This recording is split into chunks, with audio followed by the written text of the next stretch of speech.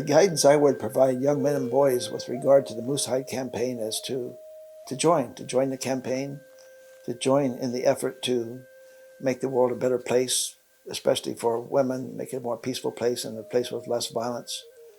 I'd encourage men to, as a guidance unto themselves, to fast. I'd encourage young men to fast, to embrace the fast, to take the time, to take the time during the fast to look at yourself, to look at how you're living your life, look at the life that you're living. How can you improve your life? How can you make small improvements and move towards being a better person and a more peaceful and nonviolent person? I would provide the guidance to young men to embrace nonviolence. One of the great spiritual teachers in North America once said, "All violence is a failure of the good mind. All violence is a failure of the good heart. All violence is a failure to use these teachings that we have, our sacred teachings, to achieve peace, peaceful family, peaceful life, peaceful community." I'd advise young men to embrace the peace. Well, fasting is a very important to indigenous cultures as a process of advancing ourselves spiritually. It's something that is cultural universal, that is embraced by tribes all over Turtle Island. It is a process by which we come to a higher understanding of ourselves. We come to a greater awareness of ourselves in relationship to the environment around us, in relationship to other people. Spiritual fasting is a way of moving towards our gift and understanding that every human being brings a gift with them when they're born into this world. Some people say the ancestors give us a gift to bring to this world before we're born. And fasting is one of the ways that we get in touch with that gift, that we discover that gift, that we come to our higher understanding of how to use that gift wisely for the blessing and benefit of the people around us and our communities. Fasting creates an enhanced awareness of ourselves. It connects us with the environment around ourselves, with the rhythm, the time and the space that we are living in. And it's a way of developing spiritual insights into ourself and into the purpose of our life. The understanding of our gift gives our life a sense of purpose, gives our life a sense of meaning, direction, and it gives our life a sense that we are moving towards becoming the person that we are supposed to become.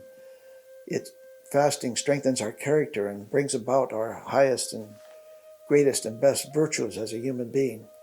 To be a virtuous human being, to have positive qualities, and to develop those positive qualities.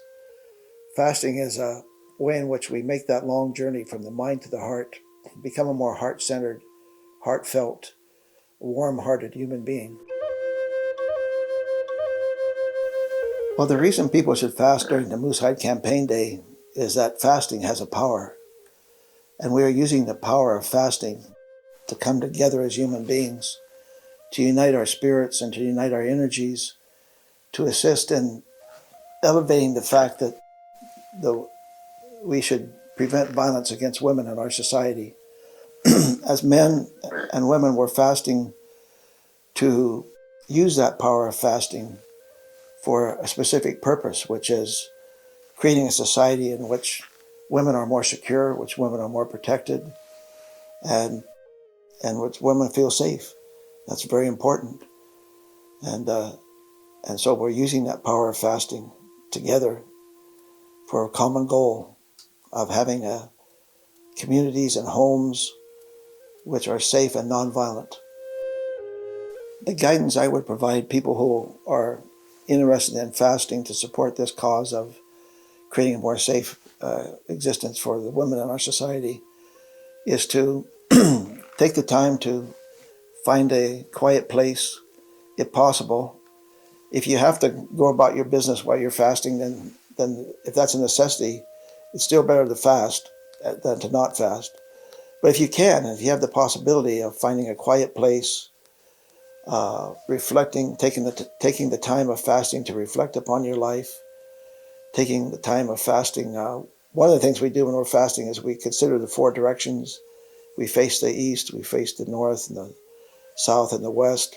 We think about these directions, and we say prayers of these directions, and it connects ourselves with the directions, connects ourselves with the environment. And when we connect ourselves with the environment has meaning, and meaning brings health. In addition to spiritual fasting, we also have in our ways of doing things healing fasting. And the fundamental principle of healing fasting is this: when your stomach is full, the primary energy of the body is used to digest food.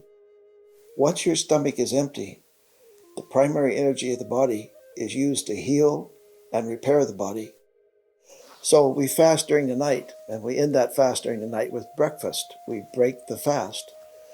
And by extending that time to noon or to the next evening, maybe one day a week, and eating a nice soup, a healing soup in the evening, eating a very good dinner in the evening, after extending the fast during the day, we've extended the time when our body can heal. As soon as the stomach is empty, the body starts looking at the kidneys, at the gallbladder, at the spleen, the entire body, the intestines, and seeing if there's anything that needs to be dealt with, anything that needs to be repaired, if there's cancer cells that need to be removed. All of these health benefits come from fasting, and fasting is a technique of healing that is used in many cultures to bring healing to a person that has a major illness.